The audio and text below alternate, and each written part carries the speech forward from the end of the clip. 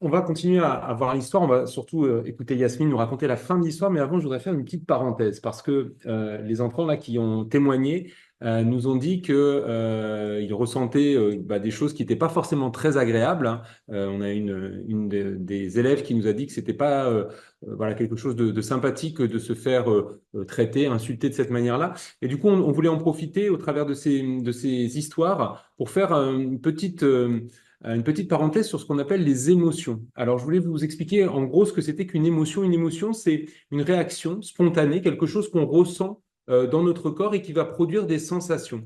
Et c'est vrai que quand on est devant un écran, puisqu'on va parler effectivement du cyberharcèlement, et c'est de ça dont on parle dans notre histoire, du harcèlement, eh bien parfois quand on vit des choses, des expériences dans notre vie, eh bien notre corps, il va ressentir des choses. On va avoir quelque chose qui va partir de notre tête, de notre cerveau, et qui va nous faire réagir parce que notre corps va ressentir en fait cette émotion et va nous permettre du coup de se dire il y a peut-être quelque chose qui doit m'alerter, quelque chose qui doit me faire réagir.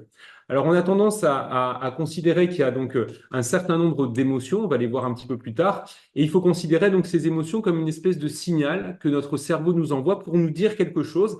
Et cette émotion, il faut savoir l'écouter. Il faut parfois l'écouter pour soi-même, et puis il faut parfois aussi l'écouter pour les autres. Là, dans l'histoire qu'on a vue avec Ben et Lila, ce qu'on peut se dire, c'est qu'il y a une de ces 6 émotions, hein, les 6 émotions qu'on appelle de base, donc la joie, la tristesse, la colère, la surprise, le dégoût et la peur, qui sont intervenus dans le cerveau de Ben et Lila.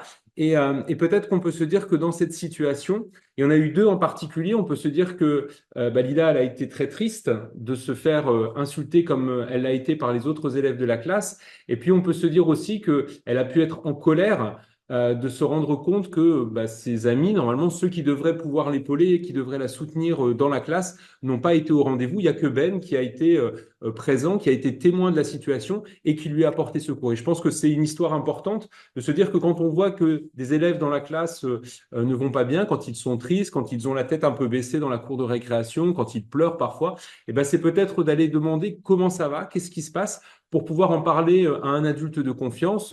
Ça peut être la maîtresse ou le maître, ça peut être les parents, en tout cas de ne pas laisser quelqu'un tout seul dans cette émotion qui est négative parce que ça nous fait du mal.